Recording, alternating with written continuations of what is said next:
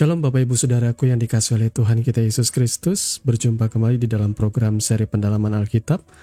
Bersama saya Billy Eli yang seperti biasa akan mengajak saudara selama kurang lebih 10-20 menit ke depan. Kita bersama-sama membaca dan merenungkan kebenaran firman Tuhan, perikop demi perikop dimulai dari Perjanjian Baru.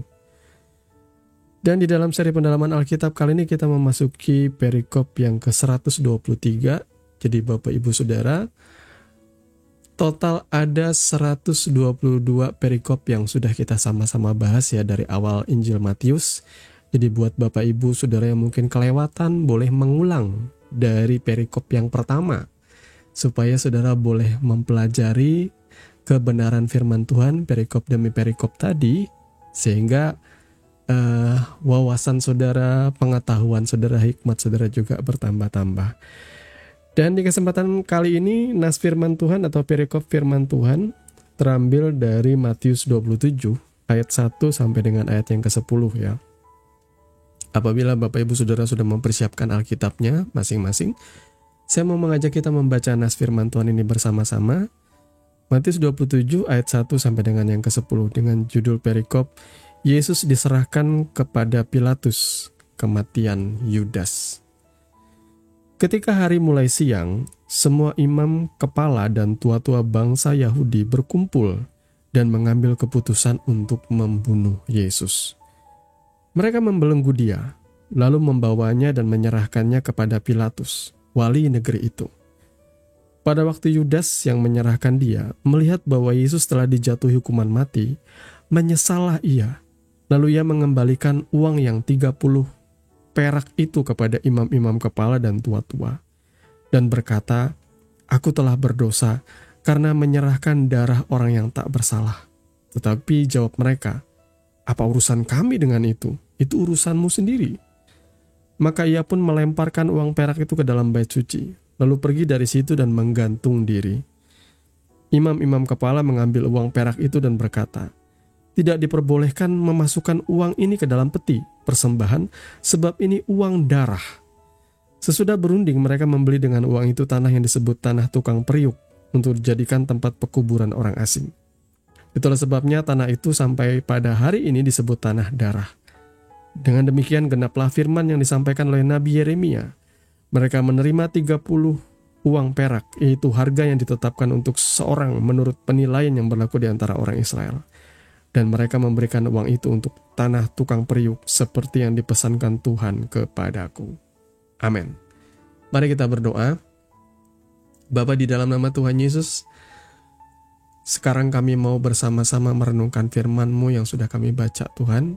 Kami mohon hikmat dan pengertian yang daripada Tuhan boleh berbicara bagi setiap kami, hati lepas pribadi Tuhan, supaya kami mengerti apa yang menjadi maksud dan kehendak-Mu dan rencana-Mu melalui kebenaran firman-Mu. Di dalam nama Tuhan Yesus kami berdoa. Haleluya. Amin. Bapak Ibu Saudaraku yang dikasihi oleh Tuhan kita Yesus Kristus, perikop 123 kali ini akan banyak membahas mengenai imam-imam kepala dan mentalitas seorang Yudas Iskariot.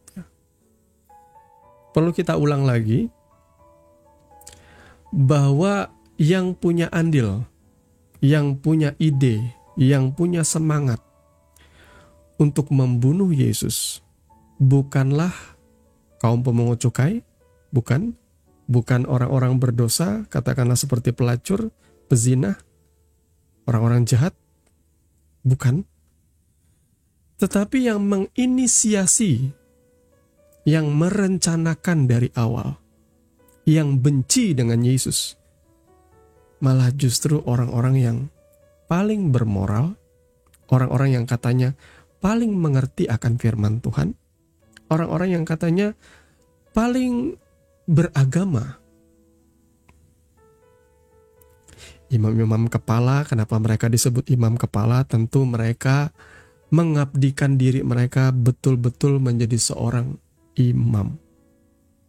Di samping secara garis keturunan mereka adalah keturunan Lewi atau keturunan dari Imam Harun.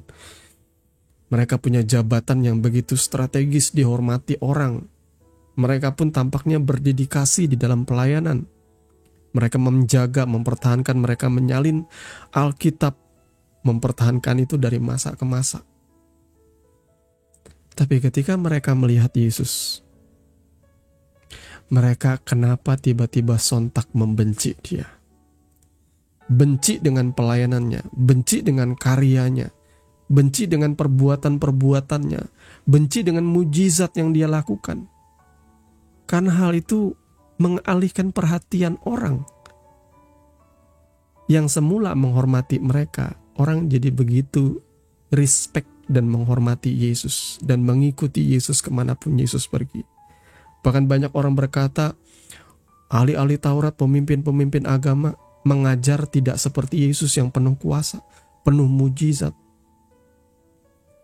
Sehingga timbul kebencian dalam hati mereka. Mereka mulai merencanakan pembunuhan. Bagaimana mungkin, saudaraku, orang yang paling beragama, yang paling suci, kelompok ini ya, seharusnya kan ketika bertemu dengan Yesus mereka berbahagia. Sebagaimana mereka mencintai firman, mereka menghafalkan ayat-ayat Alkitab, mereka melestarikannya, mereka berdedikasi untuk itu. Tapi ketika firman itu datang menjadi anak manusia, mereka justru menyesah Dia, menangkap Dia dan merencanakan pembunuhan terhadap sang firman itu. Ini menjadi satu hal yang bisa jadi perenungan bagi kita ya.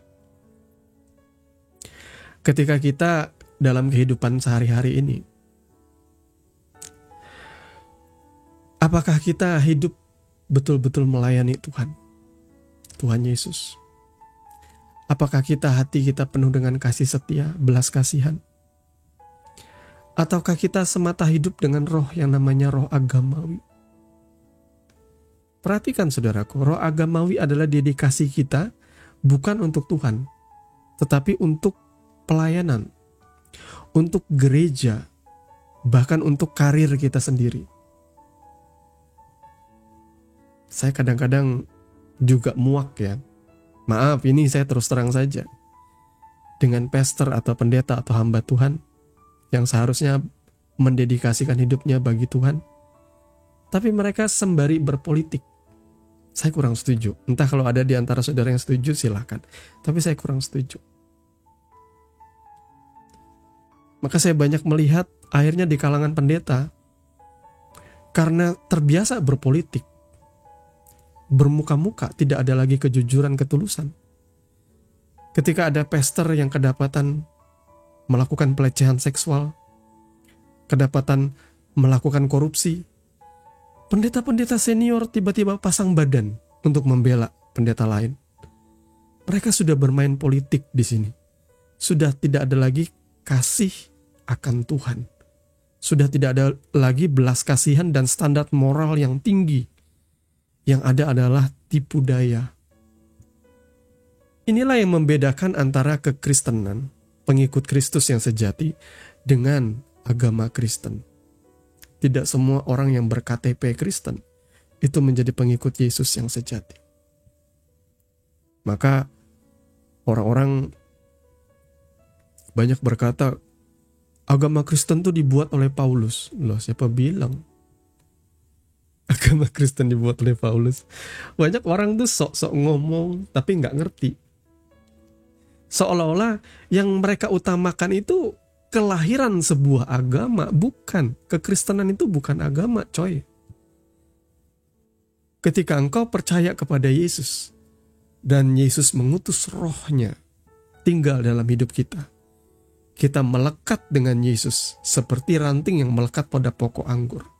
Kita berjalan bersama Tuhan karena Ia Immanuel yang selalu menyertai kita. Kita menghasilkan buah-buah yang memuliakan Tuhan. Inilah hakikat dari kekristenan, bukan agama, bukan perkumpulan orang yang diam dalam gereja. Saya begitu idealis soal hal ini ya. Saya memandang kehidupan Abraham, saya memandang kehidupan Ishak, Yakub. Bagi saya, seperti itulah orang-orang percaya harusnya hidup. Bukan cuma kumpul ke gereja, berkegiatan di gereja, enggak. Bagi saya, puncak daripada kesejatian engkau mengikuti Tuhan, engkau punya kehidupan seperti Abraham, Ishak, Yakub di dalam mengikuti Tuhan. Bahkan engkau punya kehidupan seperti Yesus. Abraham gimana? Berjalan bersama Tuhan. Bergaul karib dengan Tuhan. Berbicara dengan Tuhan. Tuhan mengajar dia, Tuhan menuntun dia. Bahkan sampai mencarikan istri bagi anaknya. Tuhan yang atur. Seperti itulah seharusnya kehidupan kita bersama Tuhan. Memang harus bergaul. Orang jadi kehilangan makna bergaul dengan Tuhan karena sudah terbiasa bahwa hari ini yang namanya menjadi orang Kristen ya ke gereja.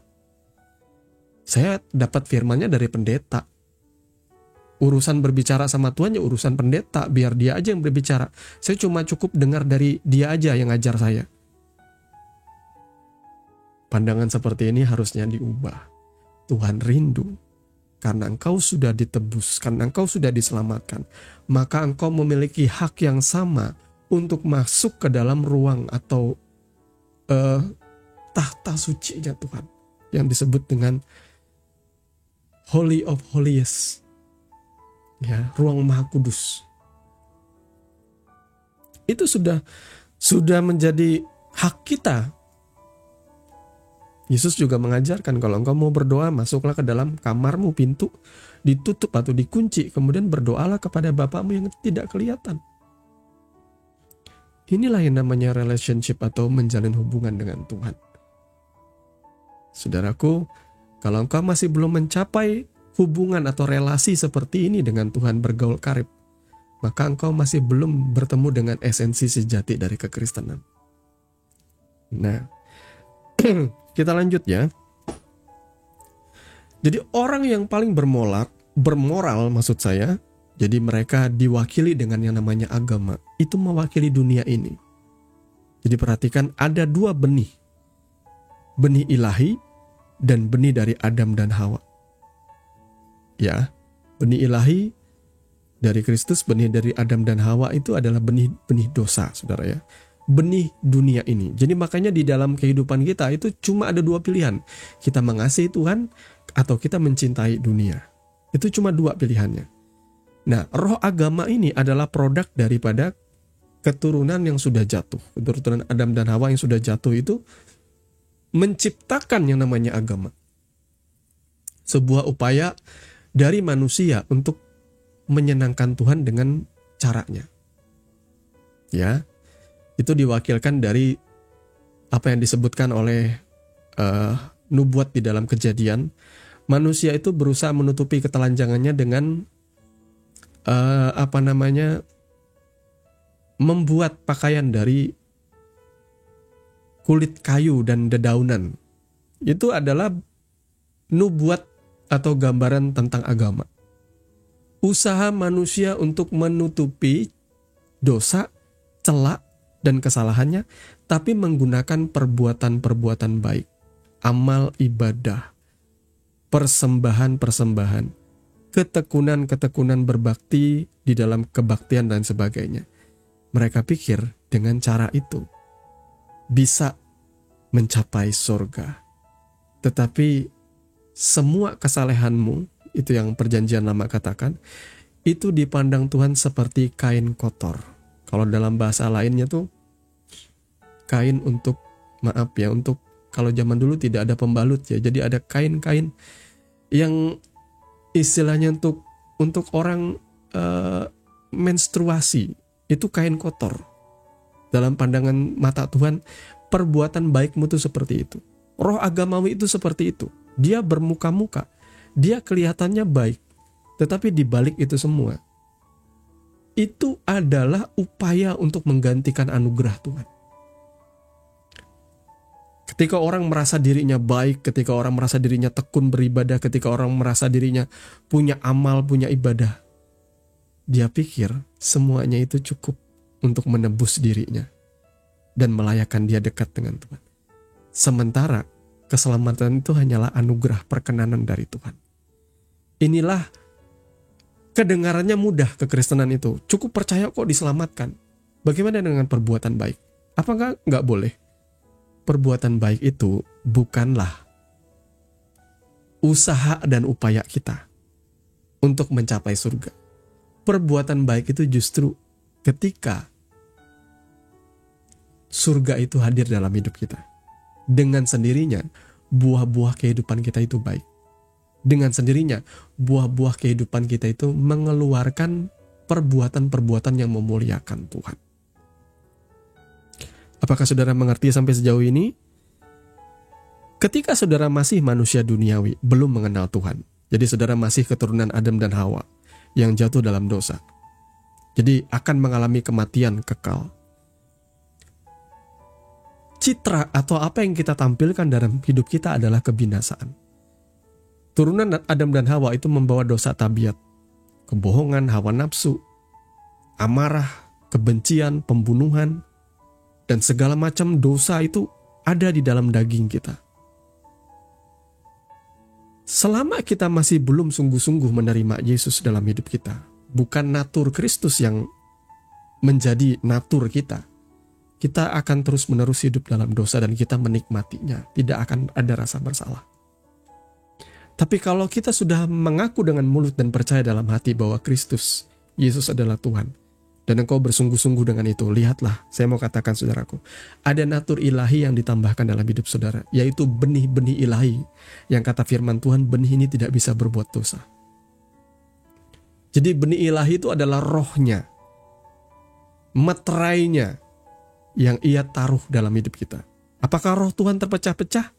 Enggak. Tapi Roh Kudus itu memang tinggal dalam hidup kita. Roh Kudus tinggal dalam hidup orang lain di Amerika, dimanapun. Apakah roh Tuhan terpecah-pecah? Tidak. Dia adalah satu kesatuan saja. Tetapi dia tinggal dalam hidup kita berkenan karena kita adalah bait Roh Kudus, tempat kediaman Tuhan. Ketika kita dibenarkan, coba deh. Sekarang coba lakukan dosa. Saya mau tanya, kalau saudara masih bisa selingkuh dan engkau tidak merasa bersalah terhadap Tuhan Allahmu, engkau menikmatinya dan engkau tenggelam di dalamnya, berarti engkau masih belum bertobat sungguh-sungguh. Engkau masih belum mengikuti Tuhan sungguh-sungguh. Karena kalau engkau mengikuti Tuhan sungguh-sungguh, sekali saja engkau selingkuh, sekali saja engkau melakukan satu dosa, hati nuranimu tidak akan tenang. Roh Kudus akan selalu menegur saudara. Karena itu peran Roh Kudus dalam hidup orang percaya menginsafkan manusia akan dosa. Maka apapun teori-teori yang dikatakan di dunia ini, misalnya di Alkitab dikatakan campurlah sedikit anggur, berkenaan dengan pencernaanmu tidak baik. Itu seringkali dijadikan ayat untuk boleh minum minuman keras, mabuk-mabukan. Jadi ketika ada orang yang kumpul minum minuman keras, mereka akan ngobrol seperti ini. Loh, minum aja, bukankah ada ayatnya berkata itu? Pencernaan kamu sedang tidak baik, tambahkan anggur sedikit lah. Boleh. Ya, karena pencernaanmu butuh dapat kehangatan dari anggur. Biar sembuh. Seperti itu. Ada ayatnya, kata dia. Bro, bukankah di dalam Alkitab Yesus juga membuat air menjadi anggur? Mengubah air menjadi anggur. Ya. Ayo kita, sekarang sudah kumpul-kumpul nih, sudah siap minum minuman keras. Ayo kita minum sama-sama. Sampai mabuk, gak apa-apa. Coba saudara lakukan. Saya pernah lakukan seperti itu. Ketika awal saya bertobat, saya diajak teman-teman saya untuk kumpul di satu tempat di rumah teman, kita minum. Tapi ketika saya melakukannya, hati nurani saya tidak damai sejahtera. Inilah yang namanya, saudara bukan orang duniawi lagi. Ada roh Tuhan yang tinggal dalam hidupmu. Standar kesuciannya, standar kekudusannya sudah beda lagi. Ketika saya minum satu gelas, jauh dalam hati saya, ini dosa, ini salah. Dan semenjak saat itu saya meninggalkan pergaulan yang seperti itu. Bukan saya sok suci, tapi ini dia. Itulah memang ketika saudara sudah berjalan bersama Tuhan, saudara tidak akan pernah bisa menyimpan satu kesalahan pun dan engkau biarkan itu berlarut-larut, gak bisa. Itu akan menjadi kepikiran. Kenapa? Karena Roh Kudus menginsapkan saudara akan dosa. Saudara berselingkuh misalnya, lalu saudara merasa bersalah, bukan terhadap istri saja, tapi terhadap Tuhan. Saudara merasa bersalah, saudara merasa takut. Itu saya katakan Roh Kudus yang menginsafkan saudara. Tinggalkan cara hidup seperti itu. Ini yang membedakan saudara dengan imam-imam kepala ahli-ahli Taurat. Saudara nggak cuma punya agama yang dihafal lalu dilakukan, tetapi diam-diam secara moral engkau melakukan dosa. Yesus bilang apa terhadap orang-orang ahli-ahli Taurat, orang-orang Farisi? Mereka seperti kuburan yang di luarnya kelihatan bagus tetapi di dalamnya tulang belulang. Dia sedang menyindir, menyinggung bahkan ahli-ahli Taurat, pemimpin-pemimpin agama yang busuk. Sindirannya gimana sih? Di depan orang ngomong tentang kesucian, ngomong tentang kesungguhan ikut Tuhan, ngomong tentang memberi persembahan yang terbaik. Tapi di belakang, di depan gitu ya, mereka membenci, mereka memberikan kayak sebuah hierarki dalam hidup ini ya. Hierarki apa ya? Status sosial. Mereka merendahkan pemungut cukai, orang-orang berdosa, bahkan mereka menghindari ya perempuan yang cabul, pelacur. Mereka menjaga, jaim. Tetapi Yesus tahu di belakang itu, Yesus tahu kebusukan mereka. Saya yakin banyak di antara yang sok suci itu ternyata di belakang mereka main perempuan. Mereka mungkin berzina, berselingkuh. Itu dia, roh agamawi itu seperti itu. Kelihatannya seperti orang baik, orang suci, tapi di balik itu semua munafik semua. Itu yang Yesus tegur dari imam-imam kepala ini. Semua yang dari dunia roh agamawi ini kelihatannya baik tetapi sebenarnya busuk. Yang sejati itu ya, karena iblis itu meniru perbuatan Tuhan, saudaraku. Ya. Saudara lihat, Musa melempar tongkat jadi ular. Penyihir-penyihir Mesir juga melempar tongkat jadi ular, tapi ularnya tongkat Musa itu menelan ular dari tongkat-tongkat penyihir Mesir. Yang diperbuat Tuhan tuh lebih luar biasa. Perbuatan baik orang percaya, perbuatan baik orang Kristen, itu lahir dari hatinya, bukan lahir dari ketakutannya. Bukan karena dia pengen supaya demi aku masuk surga, aku harus berbuat baik sebanyak-banyaknya. Enggak, motifnya bukan itu. Karena kalau motif saudara seperti itu, saudara merasa saudara sudah berbuat baik, levelku sudah besar, aku lebih baik dari pemungut cukai. Nah, itu yang Yesus tegur ketika seorang imam berdoa dan dia menengadah, dia bersyukur, aku tidak seperti pemungut cukai yang berdosa itu. Dia menganggap dirinya rohani. Tapi Tuhan lebih berkenan kepada doa pemungut cukai karena dia mengakui dosanya. Ya, perhatikan, orang yang merasa baik dirinya, orang yang merasa punya jabatan dalam gereja, dalam pelayanan, seringkali enggan mengakui dosanya karena mereka merasa cukup rohani dengan jabatannya dalam pelayanan, cukup rohani karena persembahannya yang banyak, cukup rohani karena ini itu perbuatan baik yang dilakukan. Bahkan ketika engkau tidak berbuat dosa sekalipun, perbuatan baikmu yang kau lakukan dengan motivasi yang salah itu adalah jahat di mata Tuhan. Aneh ya? Perbuatan baik yang sejati itu lahir karena cinta saudara akan Tuhan. Karena saudara takut menyakiti hati Tuhan. Karena saudara merasa Kristus melakukan yang seperti itu, maka aku juga rindu hidup seperti Kristus. Seperti kesukaan saudaraku. Yesus berkata apa? Pikulah kuk yang kupasang, karena kuk yang kupasang itu ringan. Melakukan kebaikan, menolak dosa itu sebenarnya mudah saja saudaraku, kalau saudara nurut dengan Tuhan. Kalau saudara berat, nah itu berarti hatimu masih condong kepada dosa. Bertobatlah, akuilah di hadapan Tuhan. Yang kedua, kita akan membahas mentalitas Yudas. Yudas ini punya mentalitas, dia seorang murid Kristus. Tetapi di balik itu semua, dia masih memikirkan yang namanya keuntungan. Ada beberapa kali disebutkan di Alkitab bahwa Yudas itu ternyata suka nilep uang kas. Dari sini saudara tahu tentunya ya, bahwa orang ini hatinya sudah lebih condong kepada mamon. Ingat, di dunia ini, kalau ada yang menggoda hati saudara, menjauh dari Tuhan, itu cuma satu, mamona, keuntungan. Pernah saya katakan bukan bahwa yang bisa membuat orang meninggalkan Yesus, murtad, meninggalkan agamanya, keyakinannya, meninggalkan Kristus ya, yaitu mamona, keuntungan. Jadi hati Yudas ini sudah kepincut dengan yang namanya harta, keuntungan. Dia tidak bisa lagi jernih memandang Yesus. Dia mengikuti Yesus dengan satu motivasi yang terselubung. Ini bisa menjadi peringatan bagi kita, wahai hamba-hamba Tuhan. Ketika engkau melayani, engkau bisa saja dekat dengan Tuhan satu circle dalam 12 rasul itu.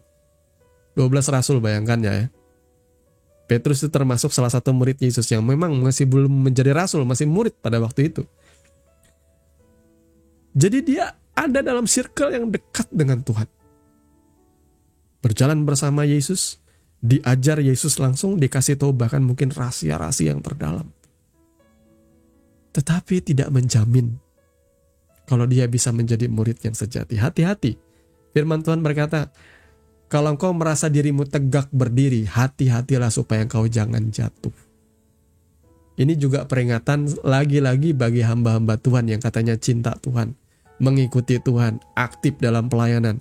Hati-hatilah jangan sombong. Siapa tahu hatimu tidak sedang di dalam Tuhan, tapi sedang di dalam keuntungan-keuntungan. Saya tidak tahu keuntungan apa. Ya, hari-hari ini sudah mencerminkan sih. Saya takut berbicara karena takut nanti dibilang menghakimi. Ya, you name it lah. Siapa pastor yang gak kaya hari ini? Ya, boleh kita bilang mereka kaya oleh karena berkat Tuhan, tetapi who knows? Kita juga memang tidak boleh menghakimi katanya.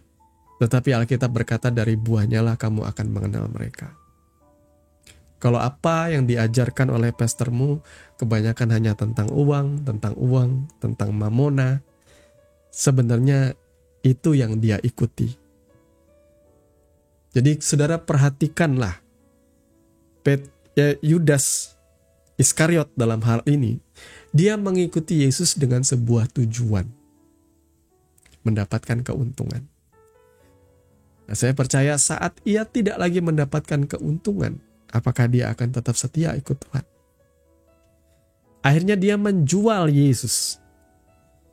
Nah, hari ini hati-hati dengan orang yang berkedok, pastor atau hamba Tuhan, ternyata dia jualan Yesus. Jualan firman kata orang, jualan ayat.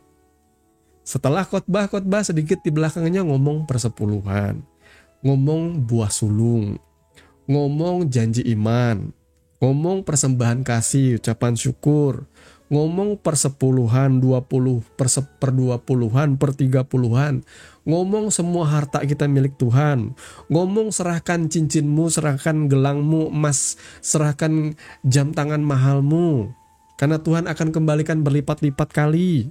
Apakah ini kebenaran firman Tuhan?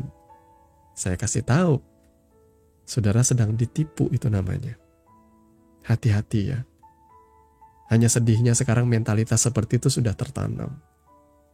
Bahkan jemaat-jemaat, berapa di antaranya adalah orang-orang kaya. Mereka pun merasa bahwa dengan melakukan itu, mereka sedang memberikan pengabdiannya untuk Tuhan. Saya tahu ketulusan mereka tuh baik. Banyak orang-orang kaya yang katakanlah pengusaha yang sudah tajir melintir, sultan dan sebagainya, ketika mendengarkan firman seperti itu sangat mudah sekali. Karena mereka merasa bahwa semua yang kupunya itu adalah pemberian Tuhan. Jadi mereka taat melakukannya. Maka saya katakan celakalah para imam-imam hamba Tuhan yang memanfaatkan seperti ini. Sesungguhnya Tuhanmu bukanlah Yesus, tetapi mamona itu. Seperti yang diikuti oleh Yudas. Engkau menjual firman, menjual Yesus demi keuntungan. Dan suatu saat saya mau kasih tahu, nasibmu akan seperti Yudas. Tunggu waktu saja. Saya kasih tahu. Ada orang yang tampaknya karirnya bagus, memulai dengan baik di awal. Jadi seorang pastor yang penuh dedikasi. Tetapi kemudian ketika kenyamanan datang, kekayaan datang, mulai hidup kompromi dengan dosa. Akhirnya di penghujung kehidupannya, dia melakukan dosa yang sangat memalukan sekali. Sampai akhirnya harus berurusan dengan pengadilan dan segala macam. Itulah buahnya, saudaraku. Puncak ya seperti Yudas itu tadi. Ketika fokus kita bukan lagi Kristus, tetapi sudah keuntungan, kesenangan, saya boleh tepatnya katakan, kesenangan diri sendiri. Pertama-tama melayani Yesus dengan murni. Lama-kelamaan kejar setoran. Pengen punya bangunan gereja besar, pengen punya mega church, gereja, mall, gym, tempat ini itulah sebagainya jadi satu. Sudah mulai keluar dari jalur. Semuanya sudah pengen mengangkat bendera tinggi-tinggi. Saudara perlu ingat, ketika ada orang berkumpul semangat untuk mengangkat bendera, ya, itu mengingatkan saya kepada yang namanya Menara Babel. Semangat mengangkat nama gerejanya tinggi-tinggi, bersaing dengan gereja lain. Gerejaku besar, nama gerejaku ini. Ayo kita bangun tempat church center yang besar-besar, mega church. Kita adu-aduan, gerejaku paling besar. Akhirnya apa? Seperti Menara Babel, dipecah belah oleh Tuhan. Dihancurkan kesombongan-kesombongan manusia itu tadi. Karena tujuannya bukan Kristus. Karena Kristus apa sih? Keliling dari desa ke desa, dari kota ke desa, dari wilayah ke wilayah memberitakan kabar sukacita. Nggak ada yang ambisius seperti sekarang, saudara ya. Saya yakin banyak roh agamawi yang sekarang masuk ke dalam gereja. Ya, correct me if I'm wrong. Tapi biarlah ini jadi bahan perenungan, saudara ya. Jadi bahan perenungan kita bersama. Jangan kita punya mentalitas seperti Yudas. Kita lanjut ya. Penyesalan karena sudah mengkhianati Yesus membuat Yudas merasa sangat amat bersalah. Ia kemudian menemui imam-imam kepala dan ia kemudian bilang dia mau mengembalikan.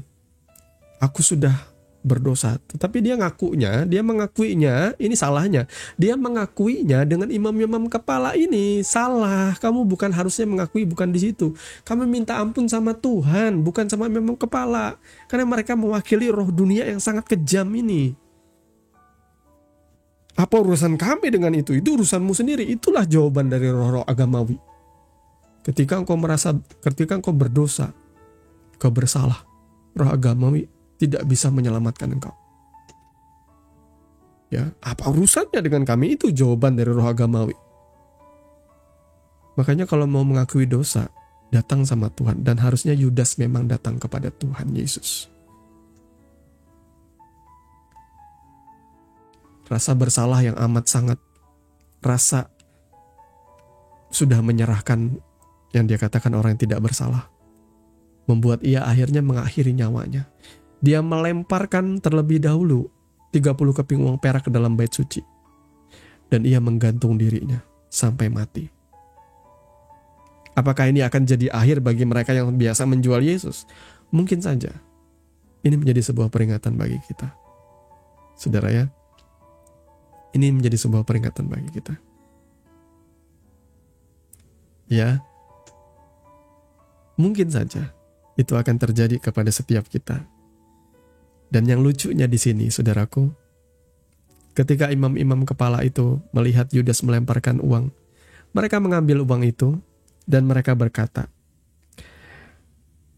tidak diperbolehkan memasukkan uang ini ke dalam peti persembahan, sebab uang ini uang darah. Kok mereka tahu tentang kesucian tiba-tiba? Kok mereka tahu tentang kebersihan hati? Jangan memasukkan uang ini ke dalam peti persembahan. Ini uang darah, uang haram. Gak boleh. Nah, tiba-tiba mereka tahu standar moral.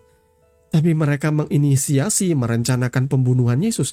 Kok mereka tidak bersalah? Kok merasa benar? Inilah standar ganda. Double standardnya roh agamawi.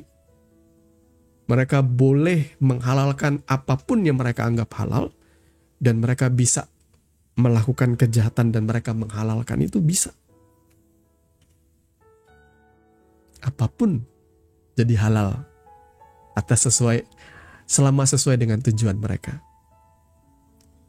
Saudaraku yang dikasihi oleh Tuhan kita Yesus Kristus, mari lewat renungan ini, saya mau mengajak kita untuk berkontemplasi, merenung kembali. Apakah hidupku sudah betul-betul mengiring Tuhan? Ataukah selama ini aku berjalan dalam roh agamawi, turunan dari dosa Adam dan Hawa? Apakah aku punya belas kasihan? Apakah hatiku masih ditegur oleh Tuhan ketika aku berbuat dosa? Katakan aku tidak sopan dengan ayah ibuku. Apakah ada rasa penyesalan? Atau aku merasa sah-sah saja membenci mereka dan terus membenci mereka? Apakah ketika suami istri bertengkar dengan panas-panasnya kemudian aku merencanakan untuk tidak mengampuni dia? Apakah itu benar di hadapan Tuhan? Karena kalau engkau hidup dalam standar yang seperti itu, tidak ada belas kasihan, tidak ada pengampunan, maka bukan Tuhan Yesus yang kau ikuti, melainkan roh agamawi yang situasional, yang akan selalu benar menurut sudut pandang diri sendiri, mengampuni, memaafkan, punya belas kasihan. Itulah panggilan kita menjadi orang percaya. Tuhan Yesus kiranya memberkati kebenaran firman-Nya. Mari kita berdoa. Bapa, dalam nama Tuhan Yesus, terima kasih karena Engkau sudah mengajarkan kami makna dari mengikuti Yesus yang sejati. Ampuni kalau kami selama ini hidup demi tujuan kami sendiri, bahkan mempergunakan Engkau Yesus untuk kesenangan kami, untuk mencapai tujuan-tujuan kami, untuk keuntungan-keuntungan kami belaka. Ampuni kami Tuhan, sebab kami kadang tidak mengerti apa yang kami perbuat. Dan saat kami mengerti ini, kami mau mengakui di hadapan-Mu bahwa ternyata kami selama ini jauh dari Tuhan. Kami hanya mengikuti keinginan kami, bukan keinginan dan kehendak Tuhan. Ampuni kami Tuhan, sucikan, tahirkan hati dan pikiran kami. Layakkan kami kembali mendekat kepadamu dan mengikuti Engkau dengan sungguh. Terima kasih Bapa, berkati setiap pendengar-pendengar-Mu, setiap jemaat Tuhan yang sudah meluangkan waktu untuk mendengarkan kebenaran firman. Apapun pergumulan masalah kami percaya ketika kami berjalan bersama Tuhan, Tuhan tidak akan pernah biarkan kami. Tuhan pasti akan menjadi pembela. Tuhan pasti akan menyatakan pertolongan dalam hidup kami. Yang jadi masalah sekarang ialah, apakah kami sudah mengakui dosa-dosa kami? Apakah kami sudah melekat dengan Tuhan? Apakah kami menyadari bahwa mungkin saja kami yang selama ini meninggalkan Tuhan? Sehingga ketika kami berseru, Tuhan seolah-olah jauh. Kami yang sudah meninggalkan Engkau Tuhan. Tuhan Yesus, kami mau mendekat kembali kepadamu, supaya Engkau mendekat kepada kami. Dan kami beroleh persekutuan yang manis bersama Tuhan. Terima kasih Bapa. Damai sejahtera yang melampaui segala akal kiranya berlimpah dalam setiap kehidupan jemaat-Mu. Dan damai sejahtera itu yang akan memerintah di dalam hati dan pikiran kami. Sehingga apa yang kami perbuat memuliakan Engkau, menyenangkan dan menjadi berkat bagi banyak orang. Di dalam nama Tuhan Yesus kami berdoa. Haleluya. Amin. Bapak Ibu Saudaraku yang dikasihi oleh Tuhan kita Yesus Kristus, kita sudah sampai di penghujung program seri pendalaman Alkitab. Terima kasih bagi Bapak Ibu Saudara yang sudah tetap setia mengikuti channel ini dan mendukung kita di dalam doa.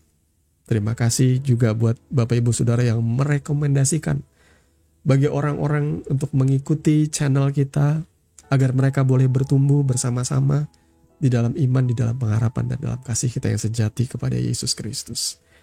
Akhirnya saya Billy Elia pamit. Sampai bertemu lagi di dalam program seri pendalaman Alkitab yang berikutnya. Kiranya kasih karunia di dalam Tuhan kita Yesus Kristus berlimpah di dalam kehidupan saudara senantiasa. Shalom.